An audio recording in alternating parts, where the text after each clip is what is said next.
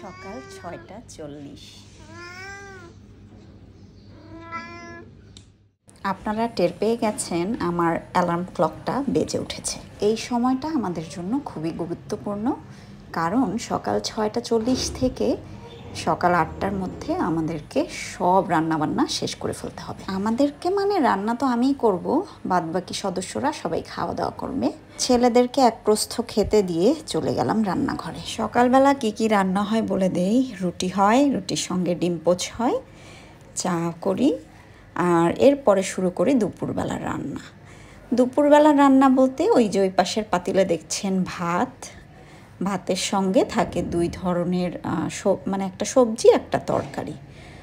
তো আজকে সবজি রান্না করে দেখাবো না, একটা তরকারি রান্না করেই দেখাবো, ভিডিওটা যেহেতু ছোট করতে হবে। তো এখানে রুটি হয়ে গেছিলো, রুটির পরে ডিম পোস্ট করে নিলাম।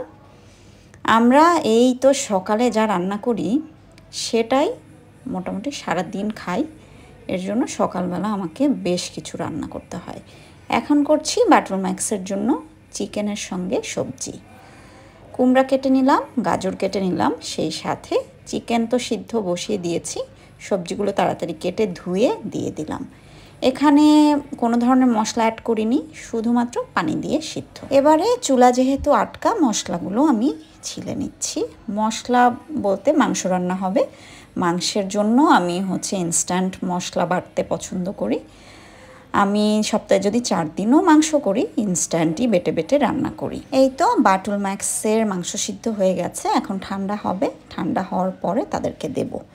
এই ফাঁকে লালির জন্য ভাত রান্না করে নিচ্ছি মাংসের টুকরা দিয়ে, আর সেই সাথে আমারও মশলা বাটা শেষ, আমি এখানে মাংসটা চড়িয়ে দিয়েছি।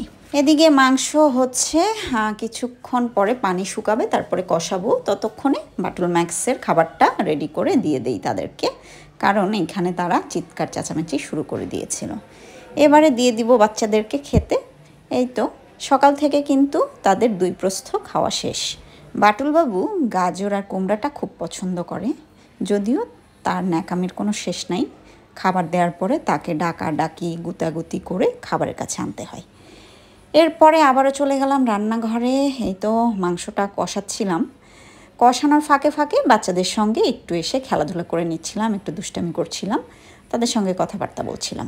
খুব তাড়াতাড়ি তারা খাওয়াটা শেষ করে ফেলেছে। এই দেখেন বাটিটা একদমই খালি। বাটুলবাবু ওই পাশের গাজরের টুকরা দুটো আর 5-6 মিনিটের মধ্যেই খেয়ে ফেলবে। আমাদের বাসাটায় সত্যি কথা সকালবেলাটা খুবই প্রেশাস, কারণ সকালবেলায় আমরা 4 জন একটু সময় কাটানোর সুযোগ পাই। এরপরে সারাদিনের ব্যস্ততায় কারোর সাথে তো কথা বলার সুযোগ থাকে না, যে যার কাজে চলে যাই। তো এই তো রান্না শেষ, বাপি তো এখন ডিম ভাত দিয়ে মাংস দিয়েই খাওয়া শুরু করলো। সে খাচ্ছে রুটি দিয়ে মাংস, আর সেটা দেখে আমাদের এই যে প্রাণপ্রিয় ছোট ছেলে, তার তো আর তর্স হচ্ছে না, সে চলে এসেছে বাপি কী খাচ্ছে সেটা দেখার জন্য। সে কিন্তু খায় না, কিন্তু বসে বসে দেখতেই তার যত আনন্দ। বাপ বেটাদের সঙ্গে আমিও খেয়ে নিয়েছিলাম, ভিডিও দেখাতে ভুলে গিয়েছি। এখন লালি আর বেলির জন্য খাবার নিয়ে গেলাম, তারা তো আমার জন্য ওয়েট করে থাকে খাবারের জন্য। এই তো দিয়ে দিলাম।